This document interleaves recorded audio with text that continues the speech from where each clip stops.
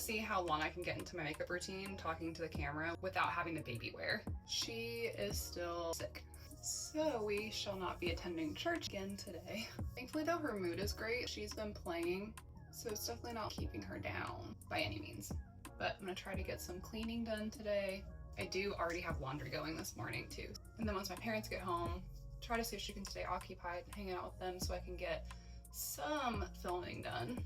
I know a lot of other UGC stay-at-home moms film when their babies are down napping, but mine is a contact napper, so she is held for all of her naps and she always has been. So for me, I just need to plan my schedule of filming accordingly. So usually I do a huge batch day on the weekends and then just fit it in whenever I can during the week, which obviously is a huge perk of living with my parents because they're home on the weekends for sure, and my mom's usually home a lot during the week. And my parents are also so incredibly helpful and supportive while I am on this UGC journey. They just think it's so cool whenever I talk to brands and brands reach out to me and I get to do deals with different brands and companies. That was my biggest worry with switching over to Instagram too, was like, I was like, oh my gosh, my mom's gonna start seeing my videos. I feel like TikTok is made for silly little videos and Instagram is just so much more personal. And I hadn't posted there in a year and some change. But I think with posting, you kind of also have to reach a level of just being so unbothered that you don't care who watches your stuff.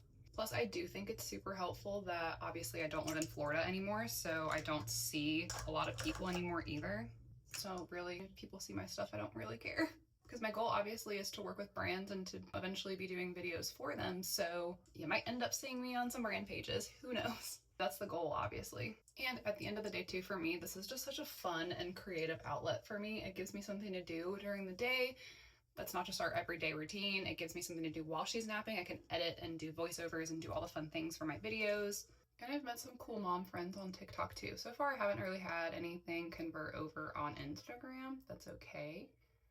But TikTok is just a little tiny community of so many moms, and they're just such big supporters. Plus, I feel like posting has just caused me to be so much more intentional with things. So I keep an eye out for more moments to film, for more moments to take pictures of. And there's a few moms that I follow on here that have some pretty big followings.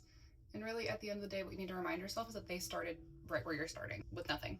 And it's already been so much fun watching my editing style and my filming and everything get so much better over the last just month and a half. So I'm pretty excited to see how that changes even in just a year. I think the most fun part too is just the moms that are also trying to grow their accounts, and so you make this little community friendship with all of them, and then it's kind of like an unspoken thing where if they interact with your videos and comment, then you go back to their posts and then you interact and comment, and it's just like this big back and forth of helping boost everyone